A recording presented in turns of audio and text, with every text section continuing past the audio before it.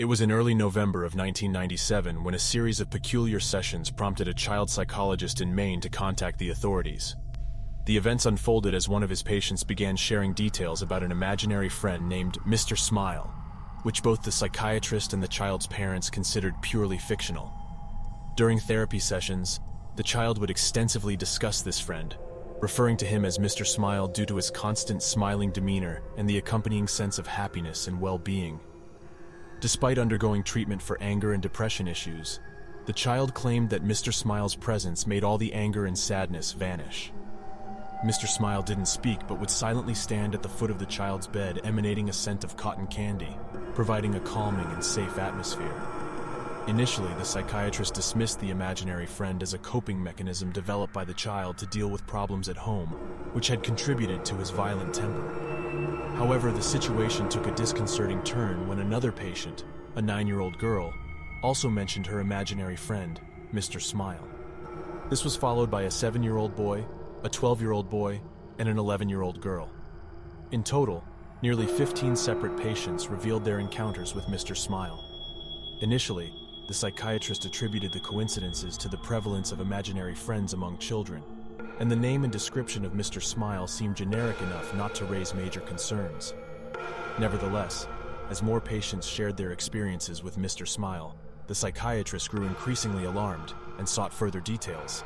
To his astonishment, every child described Mr. Smile in identical terms, using the exact same words.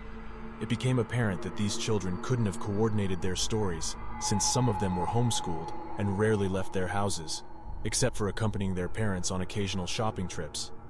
This realization led the psychiatrist to a deeply disturbing conclusion. He privately discussed the matter with each child's parents, cautiously disclosing that troubling information had emerged during multiple therapy sessions, suggesting a potential risk to their children. Seeking their permission to involve the authorities, the psychiatrist assured the parents of their continued involvement in the process. Consequently, over the following week, the police interviewed the children about their encounters with Mr. Smile. They sought descriptions of his appearance, but apart from the constant smile and the fact that he was not like them, the children couldn't provide any specific details. The police explored how he gained access to their homes, anything he said or did during his visits. By this point, the psychiatrist, the parents, and the police were convinced that Mr. Smile was a real and dangerous individual. Authorities confirmed that no known predators resided in the area, ruling out that possibility. However, it became evident that this Mr. Smile was indeed a person who surreptitiously entered the children's homes at night. None of the children claimed to know how Mr. Smile gained entry. They would simply wake up, and he would be present at the foot of their beds. Sometimes they mentioned that he would sing a non-English lullaby, instilling a sense of safety. In an attempt to visualize Mr. Smile's appearance, the children were asked to draw him since they struggled to describe him in words. Astonishingly, each child reached for a red crayon and colored the entire page until it became a solid rectangle of red. When questioned about this, the children insisted that they had indeed drawn Mr. Smile. When challenged about the absence of a head, arms, and legs in their drawings, they adamantly maintained that they had included those details. They believed their red rectangles accurately depicted the man they had seen, vehemently denying the accusation of lying. Acting on an instinct, the psychiatrist presented one of the colored-in rectangles to the children, without revealing its purpose, or the fact that other children had been involved in a similar exercise.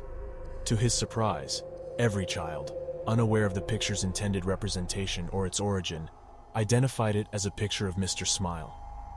To monitor the children closely, cameras and baby monitors were placed in their rooms. Many parents ceased sleeping altogether, staying awake through the night, fixated on the screens displaying their children's sleeping form.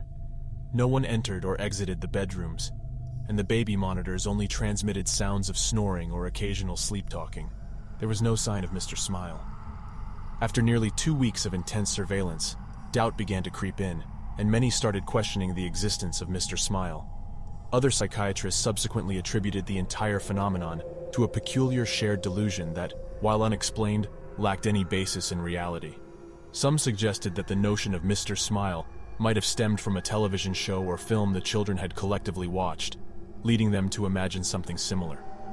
Then, one of the boys vanished. At around 2 a.m., the camera in his room suddenly went offline.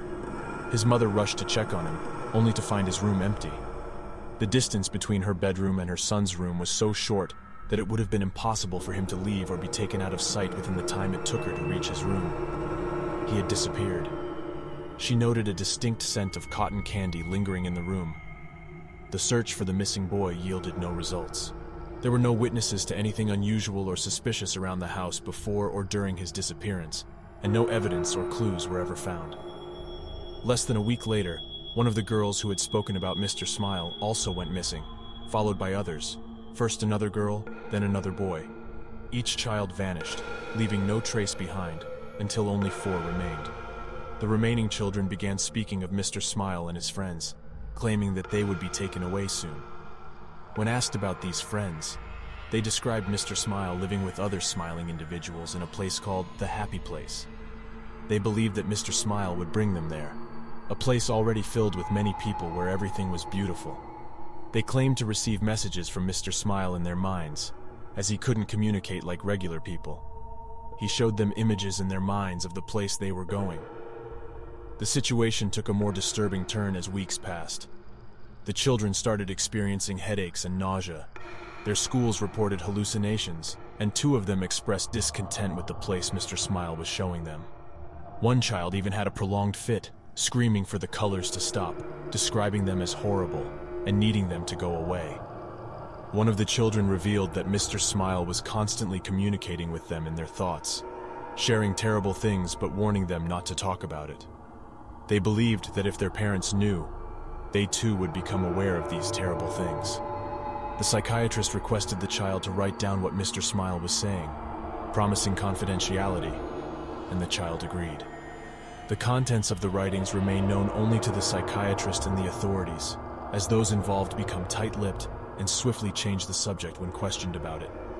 Sleep became impossible for the children. Security camera footage revealed them sitting motionless, with unblinking eyes, staring at the wall in silence. Sedatives had no effect. One of the girls began self-harming by carving strange circular marks into her skin, while 2 boys stopped speaking in English altogether.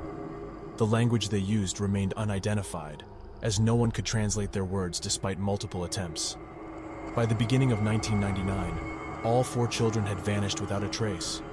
There were no indications of who took them. Extensive searches yielded no results, offering no clues about their whereabouts or whether they were alive or deceased. No suspects were identified either. All 4 children seemed to vanish inexplicably, much like the others who had gone missing before them, leaving their disappearances shrouded in mystery. Years later, the mysterious disappearance of the children and the menacing presence of Mr. Smile continued to haunt the community and the authorities. The investigation remained open, but all leads proved futile, and hope of uncovering the truth began to fade. Rumors circulated among the locals, whispering tales of a hidden dimension, a parallel world where Mr. Smile and his followers resided.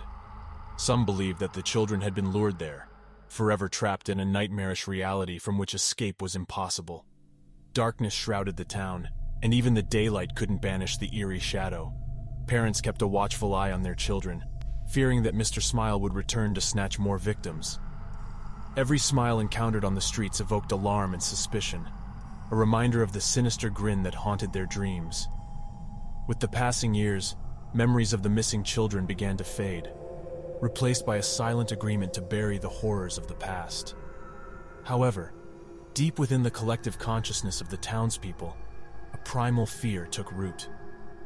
Late in the evening, when the wind whispered through deserted playgrounds and the moon cast chilling shadows on abandoned houses, some claimed to hear a faint sound, a barely audible echo of laughter that sent shivers down their spines. They wondered if it was the lingering echo of Mr. Smile, a reminder of the malevolent force that had taken their children.